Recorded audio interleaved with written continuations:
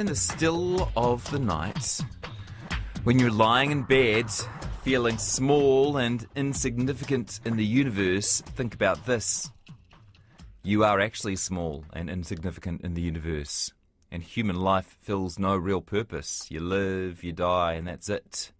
So says David Bienatar, a professor of philosophy at University of Cape Town, South Africa. He wants us to have a difficult conversation about life, death and mortality, one that is not tainted by optimism. David's best known for his anti-natalist view that we should stop having children because to live is to suffer, and the best way to protect children is never to have them at all. He offers his views in his new book. It's called The Human Predicament, a candid guide to life's biggest questions. And Professor David Bienatar joins us now from Cape Town. Hi there. Good day. Nice to be with you. Yeah, nice to chat to you as well. Is life so bad, David? Well, I think it is. Obviously, it varies from person to person. Some people have it worse than others. But I think that even the best lives are not nearly as good as many people think. That's a conclusion that many people want to resist. And I think sometimes they want to resist it because they're in the phase of life that isn't as bad as it's going to get. And they don't really think about the future when it may get much worse. What sorts of things are you talking about when you're balancing the good stuff versus the bad stuff? Right. So I think we can balance the good stuff and the bad stuff within a single day, but also we can look at it over a lifetime. And I think certainly over a lifetime, it's quite clear that the bad outweighs the good. There are a variety of reasons for this, which perhaps I should share with your listeners. If you think about the good things and the bad things, you'll see that the bad things tend to predominate. So think about pain, for example. It tends to go on a lot longer than pleasure does. There is such a thing as chronic pain. There's no such thing as chronic pleasure. There can be ongoing satisfaction with life, but that can just be matched by ongoing dissatisfaction. If you think about how bad the worst pains are, they're going to be a lot worse than the best pleasures are good. And if you need a test of that, just think for yourself whether you would exchange, let's say, 5 minutes of the worst pains in exchange for 5 minutes of the best pleasures. I think that's a deal many people would want to take. I wonder if pain and pleasure isn't the best way to evaluate a life, though. Maybe that's where we're going wrong, that we're sort of the pursuit of pleasure is not what we should be aiming at. We should be aiming at other things like, I don't know, self-fulfillment and actualization and all those other things they recommend in self-help books in 2017. Right. Well, I was saying that pleasures and pains were just an example. I can extend it to other things in life. So think about something like knowledge. We often take knowledge to be a good thing. Now, if you think about a spectrum from, let's say, knowing nothing to being omniscient, to knowing everything that there is to know, where do we fall on that spectrum? We fall very, very close to the knowing nothing end of the spectrum. So if you're wanting to evaluate our lives on the basis of that attribute of knowledge, you'll have to reach the conclusion that we're not faring very well. If you think, let's say, that longevity is a good thing, and let's put the qualification longevity with sort of youthful vigor, if you put that as a good, and you think that you could live, let's say, for a second, or you could live for an eternity, where on the spectrum do we fall? Very close to the bottom end of the spectrum. So if you think about any of these sort of good things in life, or think about having your desires satisfied, of course, you're going to have more desires than you're going to have satisfied desires. And even when your desires are satisfied, they're not likely to remain satisfied for long because you'll have new desires coming in their wake. So I think if you think more broadly, you'll still see that there's more bad than good. And yet here we are. I'm enjoying this conversation. Is that a nervous laugh? Well, I'm enjoying this conversation with you. I've had a nice morning with my family. Later on, I'll take a bike ride around the city, and I wonder if either you're missing something in the theory, or perhaps I'm just not realising how unpleasant life is. Is there a little trick in my mind which is telling me that things are better than they are? Yes, I think there is a trick in your mind. So there's actually very good psychological evidence that most humans have an optimism bias.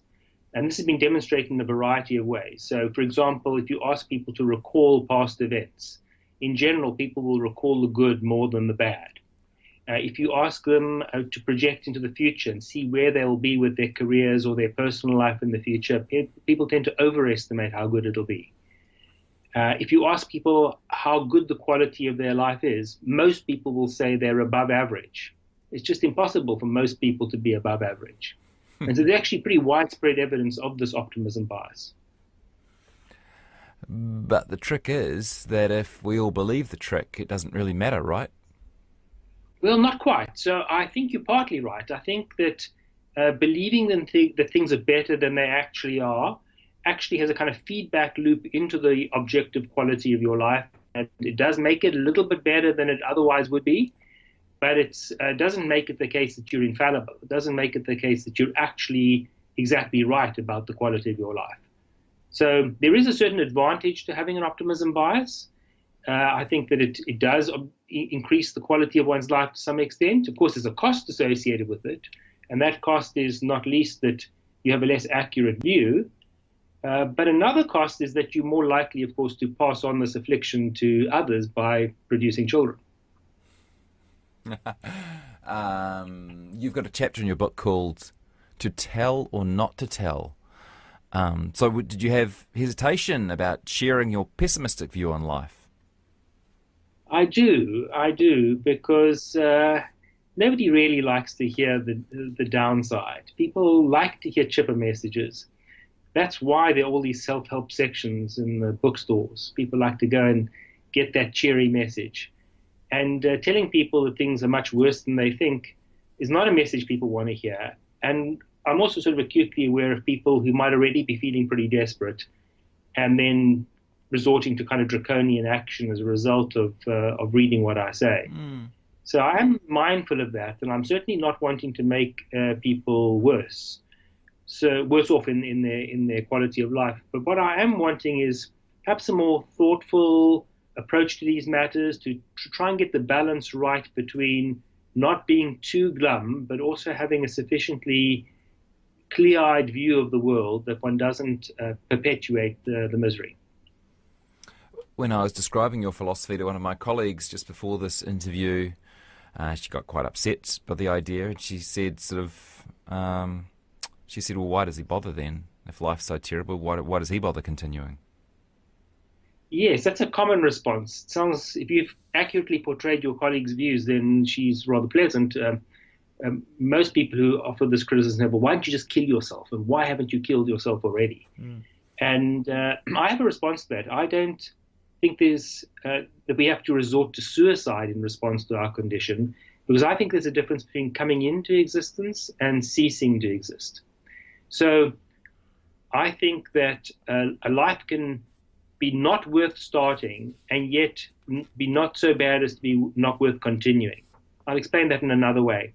So when we've not yet brought somebody into existence, they've got no interest in coming into existence. And by desisting from bringing them into existence, we can spare a great deal of suffering and misery over the course of a lifetime. Once somebody's here, they now have an interest in continuing to exist. And for a while, that might outweigh the interest in avoiding the unpleasantness of life. But it may well come the point, and it often, I think, does come to a point where the quality of life has dropped so low that ceasing to exist is now overall in that person's interest. Although it might still be bad for them, it's probably the lesser of two evils. And so I'm here now, and you're here now, and your listeners are here now, and I'm not recommending that anybody go off and take their own lives immediately. What I'm suggesting is there may come a time when it gets so bad that that is the reasonable response, but it's not the blanket solution for everybody all the time. I'm speaking with Professor David Bienatar. He's author of The Human Predicament, A Candid Guide to Life's Biggest Questions. So what is the best way to think about having children, David, according to your theory? My view is don't have children. I know it's a sacrifice for those who want to get the joys of parenting. I think that at the moment one can get those joys in another way. There are plenty of children out there who need to be adopted, who don't have loving homes. And if one wants the experience of rearing children, I think that should at the very least be the first port of call. One should be adopting the children that don't have homes and aren't wanted. But even if those children were not available, I would suggest that it's too selfish to have children. I know that people often say the opposite. They often say that people who don't have children are the selfish ones. But I think that if you're wanting that satisfaction of a child, and you're putting the satisfaction of that desire ahead of avoiding the misery that those children will experience sometime in the course of their life, then that's the selfish action. And this is a minority view, I should say, although there have been times over the last year or two when I've thought about a future where global warming is getting worse and worse and crops are starting to fail, and I do wonder if there might be a point in society where people decide that they don't want to inflict this world on a new generation. Yes, I think you're correct that it's a minority view, although one thing I've discovered over the years is that it's a much bigger minority than you might otherwise have thought. So I wrote an earlier book called Better Never to Have Been, where I first espoused the antinatalist position. And I've received many, many communications over the years from people who, first of all, thought they were alone in having this sort of idea and have gained some comfort from knowing that they're not. But also people who've endorsed this view to me and said that they've seen the suffering around them, or they themselves have suffered a lot and would really rather not have been brought into existence. And I think you're right, too, that it might get worse later. So sooner or later, humanity will come to an end. We don't know quite how that will happen, whether it'll happen in an instant and people won't have much time to think about it, or whether it'll be the case that because the environment steadily becomes more inhospitable to us, that humans will gradually die out. And if the suffering becomes sufficiently unspeakable on a very large level for most of humanity, then I think these ideas might gain greater currency. Of course, by that point, it'll be too late. There's one possible problem with sharing this, that a lot of people listening might think life is quite good, might feel as though their life has meaning, might in particular feel like they've given their life meaning by having children, and by sharing this sort of philosophy, you in fact make life worse for them, or at least their perception of life worse. Right. Well, let me clarify that I don't think that life is utterly meaningless. I think that there's no meaning from the cosmic perspective. So if you look at that very broad view and ask, is there a purpose to human life? I don't think there is. But I don't think it follows from that individual lives can't have some form of terrestrial meaning. And there I think we do derive meaning from our relationships with other people, most obviously family, but also friends, from our contributions to the community, perhaps to humanity at large. And I don't for a moment think that those things are unimportant. I think once we are here, it's much better to lead a meaningful life insofar as it can be meaningful than to think that because nothing matters from the cosmic perspective, that it also doesn't matter from the terrestrial perspective. So although I'm offering a kind of pessimistic view, I think I'm only offering pessimism where pessimism is warranted. And where there is a more positive message, I'm willing to embrace that, and I'm happy to spread that too. Are we working towards a world that is worth living in as we get better at extending lives, making people healthier, fitter into old age, eating better? You know, as we're working on solving some of the world's problems, starvation and child abuse and you name it, are we not trying to create a world where, on whole, everyone has a pretty good time? Some people are and some people aren't. Some people are doing the reverse. But I'd say that view is too optimistic in two ways. The one is that I doubt that we could ever reach the point that serious suffering were completely eliminated. In other words, whatever we could do to alleviate suffering, let's imagine that we found a cure for cancer. Well, then you'd find that there's something else that would cause great amounts of suffering. I mean, this, after all, is the history of humanity. When we found cures for infectious diseases and people, at least in the developed world, with access to the appropriate medications and public health measures, didn't die from those things, well, they ended up dying from other things that caused suffering. So one reason why I think it's too optimistic is that I doubt we'll ever reach a sufficiently ideal point. But the other reason why I think it's too optimistic is that even if we could reach this ideal point at some time in the future, the amount of suffering that would intervene between now and then would be so vast that I think it's just not warranted. There's something sort of indecent about inflicting the sort of suffering on the intervening generations. And speaking of those generations, is there not something of a positive feedback loop? When my grandparents had my mum, she gave them a lot of joy. Then she gave birth to 2 kids, and that brought her joy. And now we're having children, and it sort of it generates this pleasure that even if they don't experience it immediately upon being born, they buy into the system, right? Yes, so buying into the system may well be sort of deeply ingrained in us as a result of our evolutionary past.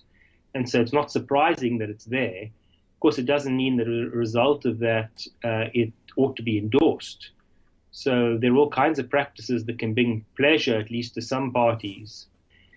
I also think that insofar as people do endorse their parents' reproductive activity, it's part of a kind of adaptive preference that, given that we hear and given that optimism bias, people sort of justify this.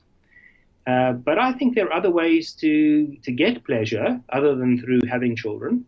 And I think one aspect of the picture you've left out is the suffering that comes from having children. So you may get pleasure from having your children, but in due course, if the mortality order is correct, they're going to suffer immense bereavement at your loss when you die. That's not something that you're going to have to deal with. But we'll explain to them that's just the way the world works. It's a circle of life, David. Well, the circle of life is another very misleading expression, because that suggests you really go in a circle, that you live, you die, and then you live again, and then you die. There's no circle going on here. You live and you die and you're gone forever. And if you've bred, then you've perpetuated this unfortunate trajectory. You've described parenting as a form of a Ponzi scheme. Can you explain that to us? Yes, a procreational Ponzi scheme.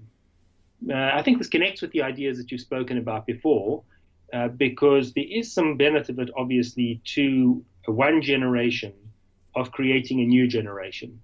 And this happens within a family, so children can be a benefit to their parents, but it also happens in society at large, whereby as a generation ages, it's important that there be, for them, a new generation of people who will be running society, including running the old age homes and providing the medical care for the aged and all that sort of thing.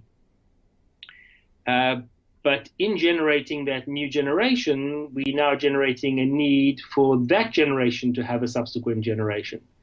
And so it's a Ponzi scheme in that eventually it's going to go bust. And the final people are going to have to pay a price and will pay a price.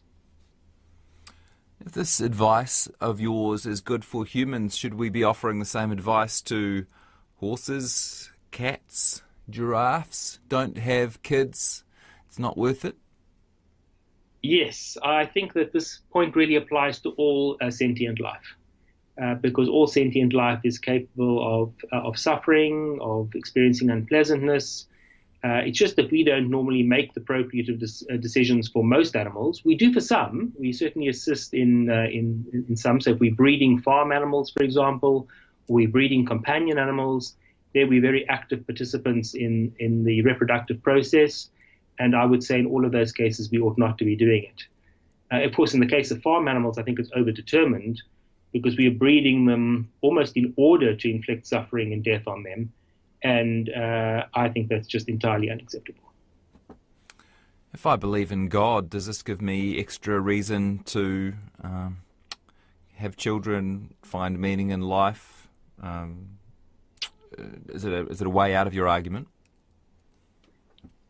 I think a lot of people think that it is, and obviously at a certain level, I can't argue with somebody who just has a belief that God has commanded them to reproduce.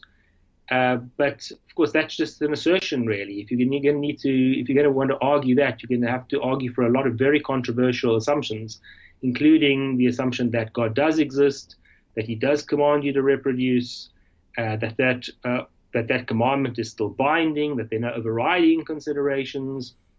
So I think that religious people would need to do a lot more argumentative work. But I should add that belief in God by itself doesn't dictate a pro-natalist position. Firstly, there are religious traditions where, at least among certain people, procreation is not encouraged. So you think about within the Catholic Church, the priests and nuns are actually prohibited from engaging in the sexual activity that would lead to procreation. There have been groups such as the Shakers that have been categorically opposed to reproduction for all members of the church. And then there have been strands of religious thinking that, although they're not dominant, are antinatalist in their orientation. So if you think, for example, about the prophet Jeremiah, if you think about Job, these are people who have all expressed antinatalist views. And so I would sort of caution religious people to take a kind of more sophisticated and nuanced view and to think more deeply about these matters. I've been trying to think, I said earlier in the conversation that I wonder if your theory is missing something, or if you're missing a vital sort of link. And I wonder if that might be love, David. I wonder if you're discounting the what love gives to life. That although, yes, there are times when we're uncomfortable, we've got a headache, or we're hungry, or we're ill, but maybe you're discounting the overall feeling of well-being or goodness that love provides us, love from our friends and for our friends and family and for the world in general. Is that missing from your theory? Not at all. I think love is absolutely crucial, and it's one of the good things in life. Of course, it comes with its own downside, because when you love, you can also lose. That doesn't mean to say that I think that once we're here, we ought not to love for the fear of losing. But I think that there are people that we can love other than children that we bring into existence. There are our siblings, there are our parents, there are our friends. And I think that love is very important. I should also add, of course, that love comes in different kinds. And I should clarify that I'm not opposed to erotic love, and I'm not opposed to sex. Fortunately, we're able to decouple sex from procreation. And so it's procreation that I'm opposed to, not to love even in the carnal sense. The book is called The Human Predicament, a candid guide to life's biggest questions. And Professor David Bienatar, I really appreciate the time you've spent explaining it to us today, and nice to have met you. Thanks very much. Nice to chat with you.